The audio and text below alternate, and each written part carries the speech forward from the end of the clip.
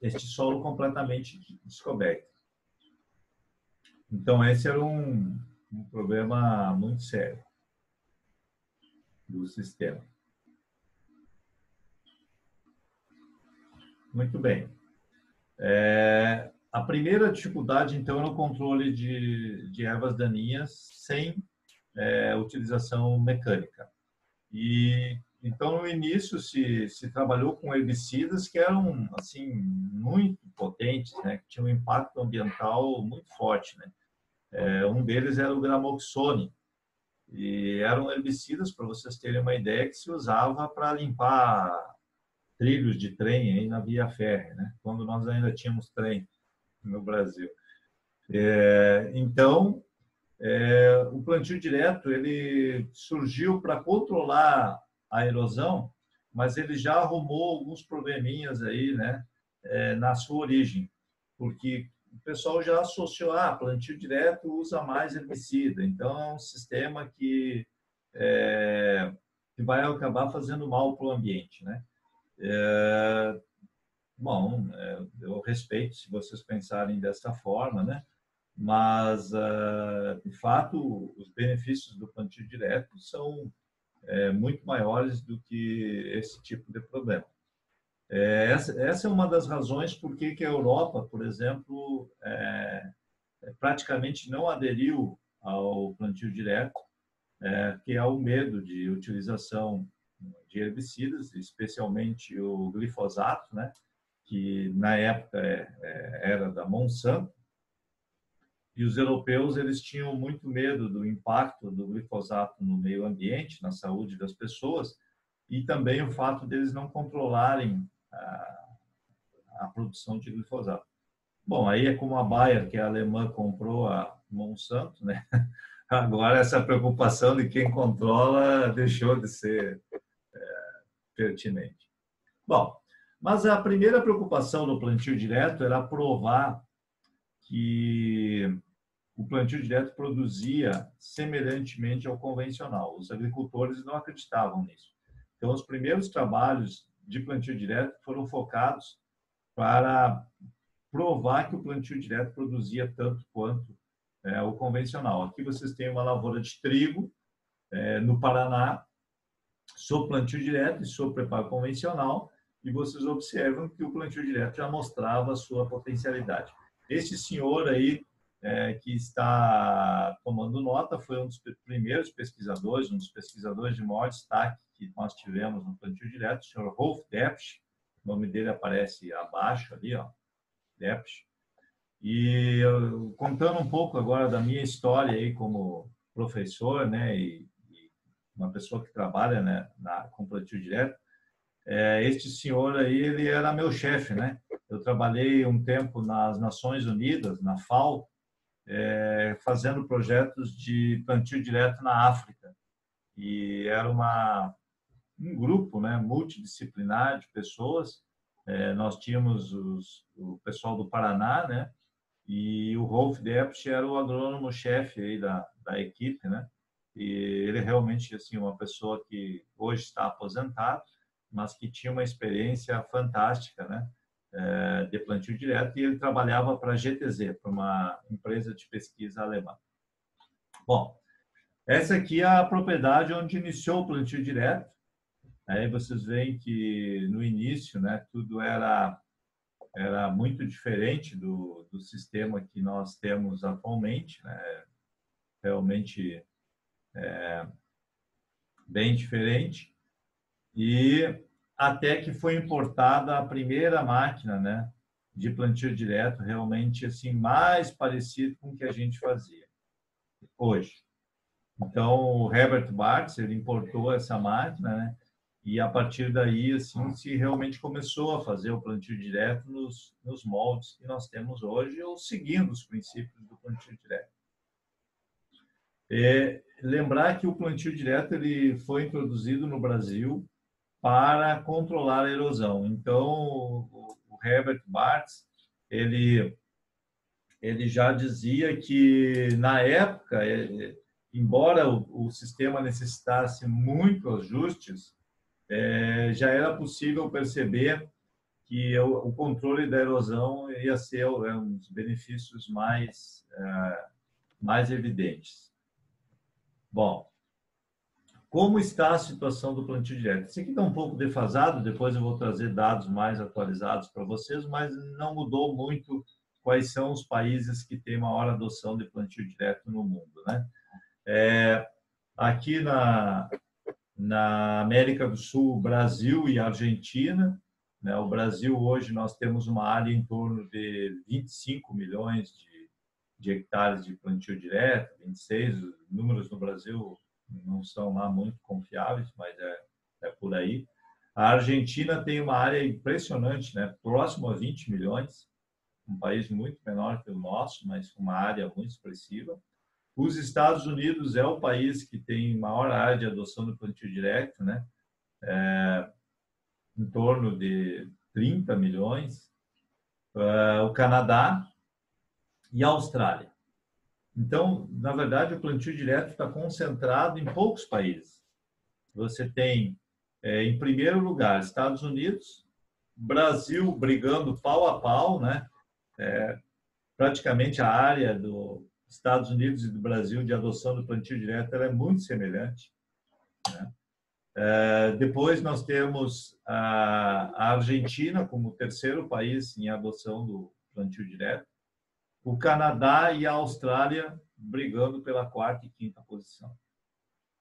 E fora desses países, praticamente nós temos áreas muito pequenas.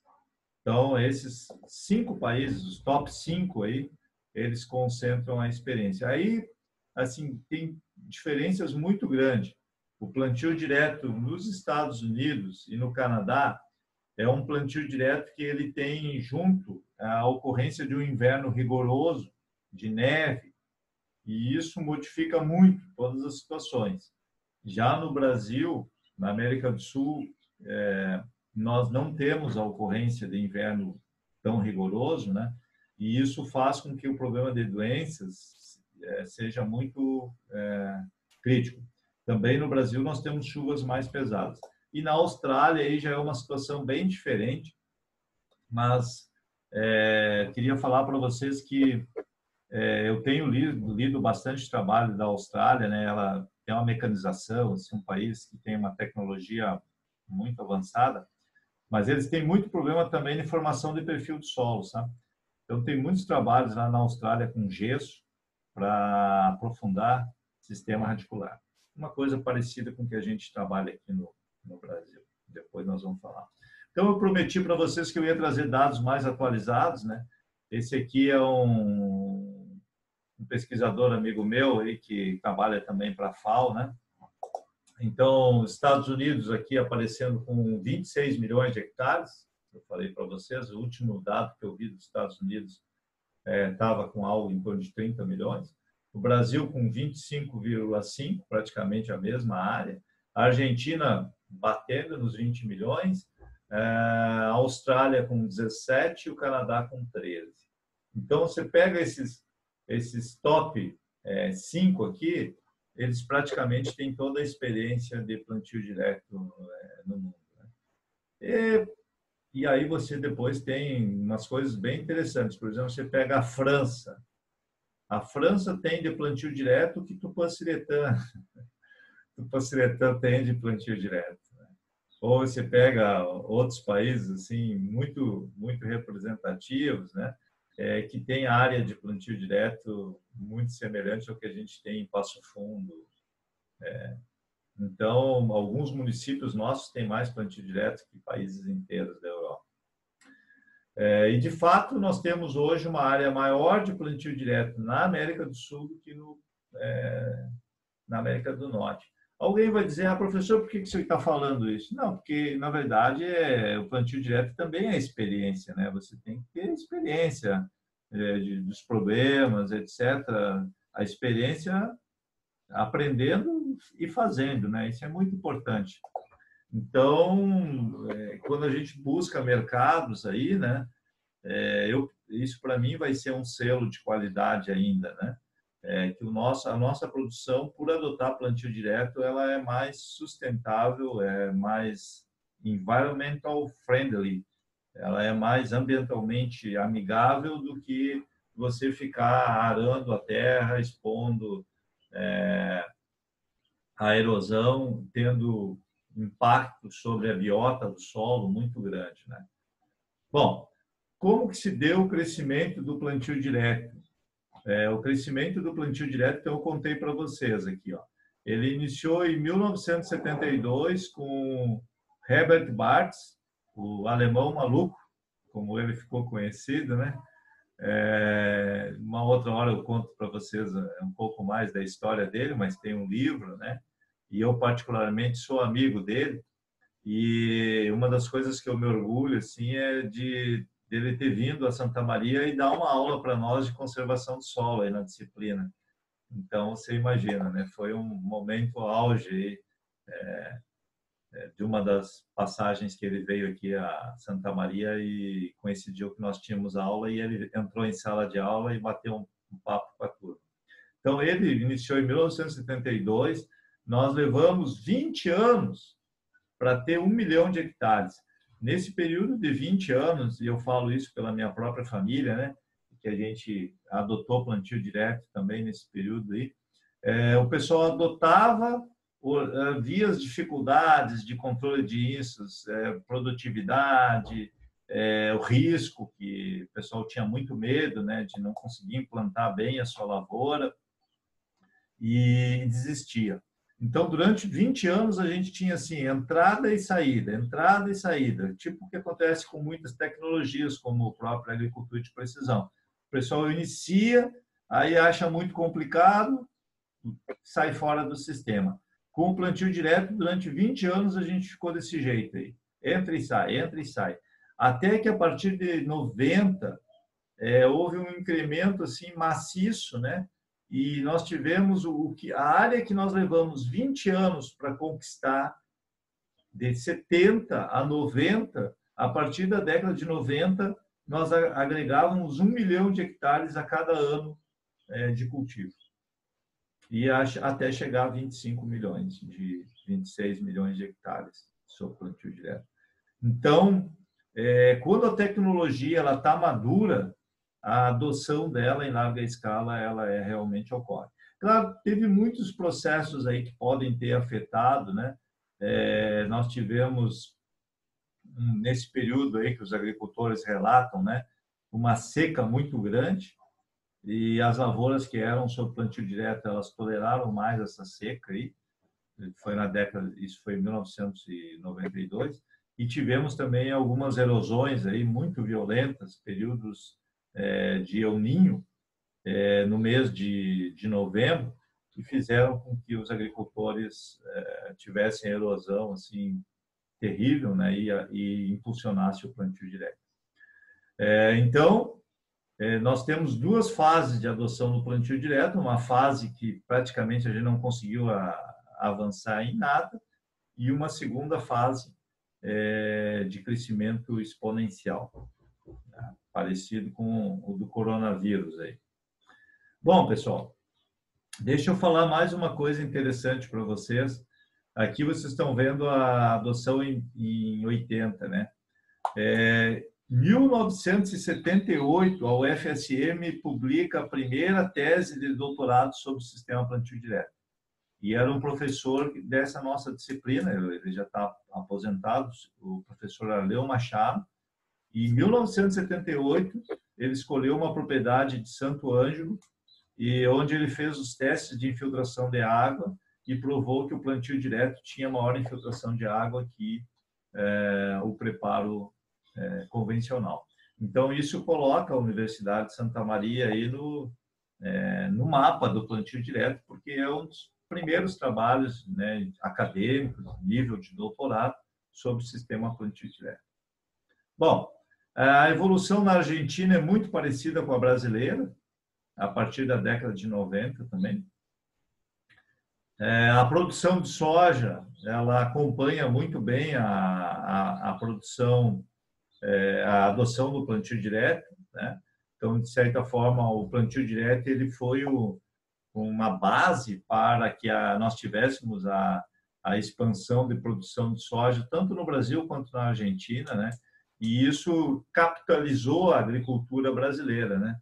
É claro que muitas vezes vocês assistem às palestras e o pessoal fala é a demanda da China que impulsiona o comércio de soja.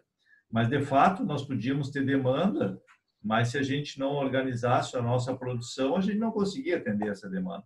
E diria para vocês que a adoção do plantio direto é que permitiu você aproveitar essa brecha do mercado, né? Já falamos sobre a adoção do plantio direto no mundo. Percentualmente, o plantio direto, nos Estados Unidos, ele representa 21% da área de cultivo só. No Brasil, representa 50%, na Argentina, 55%, no Paraguai, 60%. E em vários países da Europa é menos de 3%. E talvez o que eu fale para vocês vai surpreender ou não, né? Mas o plantio direto, globalmente, ele representa algo em torno de 12% da área agrícola mundial.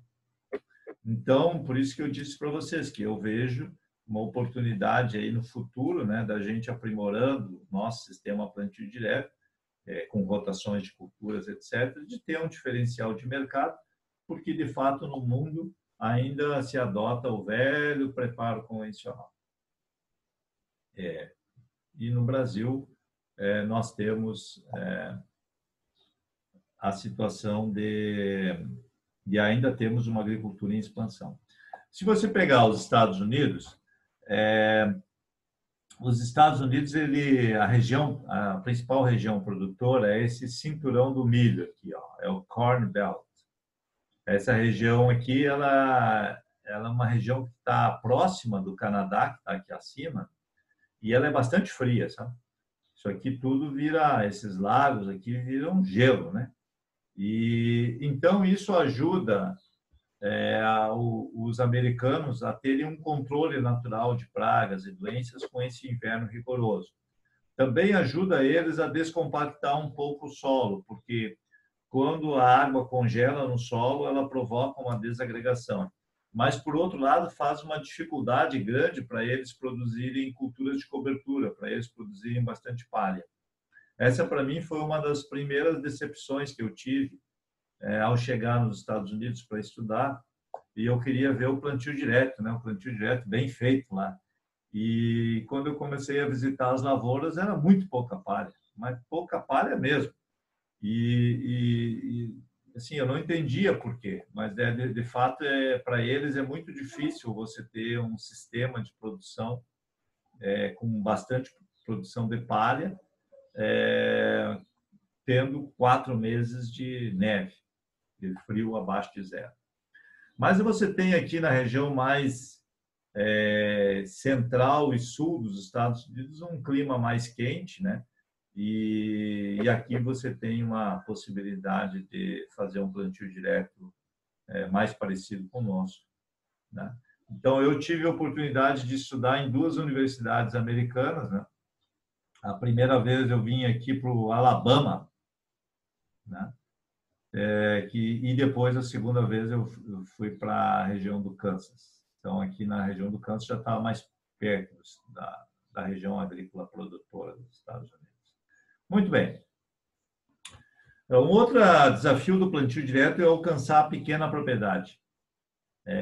Então, eu falei para vocês que nós temos grandes desafios no sistema plantio direto. Um deles é tornar isso acessível aos pequenos produtores. Então, o plantio direto, ele, no início, né, e até hoje, ele carrega algumas cruzes aí, né? Uma delas é que é um sistema só para grande propriedade, outra que é um sistema que consome muito agroquímicos, né? E esse que é um sistema que é só para grande propriedade, tem que ser desmistificado, né? Ao redor do mundo, então, se criam associações de agricultores que praticam plantio direto, né? Várias associações ao redor do mundo, algumas com um nome assim bem estranho, como esse aqui do Chile, Zero Labrança, né? Aração Zero. Então, essas associações, né, elas são importantes para fazer o plantio direto avançar. E também o pessoal do Paraná, né? Esse aqui é um amigo meu, Rui Casão, ele foi o primeiro engenheiro agrícola aí a desenvolver uma semeadora para tração animal para plantio direto. Ele batizou esse equipamento de gralha azul. Basicamente tinha um sulcador, uma caixa para fertilizantes, uma caixa para sementes e era puxado a tração animal, uma junta de bois. Bom, isso avançou bastante. O Brasil também exerce uma liderança no desenvolvimento desses equipamentos aí para pequena propriedade, tração animal. Né? Aqui nós já temos um avanço interessante, né? Então você tem uma semeadora para agricultura de precisão, né? Só falta a antena do GPS aí, mas você já tem aqui então 2 linhas, né? Certinho. E também tem a velha matraca, né? A velha matraca que pode ser utilizada para fazer plantio direto em pequena propriedade. Então, deixa eu mostrar para vocês mais algumas imagens aqui desse período de adoção. Você veja aqui, à direita nós temos uma distribuidora de calcário para plantio direto, puxada a tração animal. E aqui você tem um pulverizador aí, já mais estilizado, né? Que você tem deslocamento mais fácil e o agricultor também economiza, né? Não precisa ir na academia ou não precisa caminhar aí no final do dia. Durante as operações de campo, ele já faz o exercício dele, né? E sem se contaminar, porque ele está a uma distância segura aqui do local que está sendo pulverizado. Eu brinquei um pouco com isso, mas você sabe que na pequena propriedade, 1 hectare de milho, entre você começar a preparar a área até chegar o momento da colheita do milho, se é tudo tração humana ou tração animal, você percorre 100 quilômetros. Então, dá um exercício físico aí muito grande. Bom, eu falei para vocês que a gente trabalhou na África, né? Eu trabalhei na África pelas Nações Unidas aí, né? Em projetos de conservação do solo, e mandaram, né, 3 agrônomos aí para a África, eu era um deles, e um navio com um container, né, de matracas e equipamentos para tração animal. Então, a primeira coisa que a gente teve que fazer era treinar o pessoal aí, né, para trabalhar com a matraca. Então, isso aí era... E aqui nós já temos uma situação... De novo, já vou ser desconectado, então já vou encaminhando o final aqui. Esse aqui é uma lavoura da África, de milheto, e agora nós estamos fazendo 2 linhas aqui nas matracas verdes de milho, e na entrelinha, 3 linhas, nós estamos semeando feijão calpi. É uma leguminosa que fixa nitrogênio e também você pode comer como grão. E uma das coisas que vocês estão observando são senhoras, né? A África é dominada principalmente a agricultura pelas mulheres. No Brasil também vai chegar o dia. Bom, então a adoção de plantio direto na pequena propriedade ela é fundamental, mas ainda tem um caminho grande a ser percorrido. Okay? Muito bem. O plantio direto ele tem fases. Esse aqui é uma coisa bem importante que eu queria que vocês prestassem atenção. O professor Sá, Juca Sá, um outro amigo nosso, ele propôs isso em 2002, escreveu um trabalho mostrando isso aqui. Nos primeiros 5 anos de adoção do plantio direto, você tem maior exigência em nitrogênio e você tem baixo acúmulo de palhada. Se você consegue vencer essa primeira fase, você vai para uma fase que chama fase de transição, onde que você já começa, as culturas começam a produzir maior quantidade de biomassa, você já começa a acumular matéria orgânica, o solo começa a ter uma uma estruturação melhor e a exigência por nitrogênio diminui. E aí você chega, a partir de 10 anos, num plantio direto que ele é consolidado, que ele tem um aumento da CTC, a produção de palhada ela é grande, você tem ciclagem de nutrientes, e aqui você começa a ver os benefícios do plantio direto. Então, como ele depende de muitos processos biológicos, o plantio direto, para ele mostrar as suas características, realmente ele precisa ser adotado por um período de tempo aí, que varia de 5 a 10 anos para a gente poder ver os benefícios. Então, voltando aqui, ó, o que aconteceu na década de 70 a 90? Os agricultores iniciavam, viam alguns problemas no plantio direto e desistiam. Já foi mostrado isso aqui.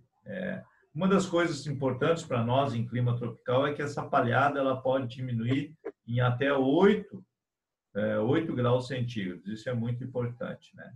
Então, em resumo, e concluindo a nossa aula de hoje, opa, perdão, deu um quiprocó aqui. Só um minutinho. Só um minutinho aqui que deu um...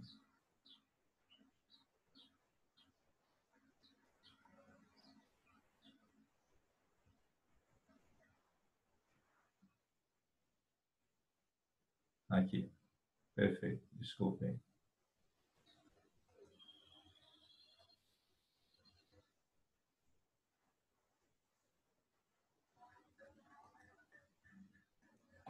Bom, plantio direto, 96% a menos de erosão, foi para isso que ele foi introduzido, 66% de economia de combustível e economia de tempo para implantar a lavoura. Isso tem permitido a intensificação da agricultura brasileira. O que é a intensificação?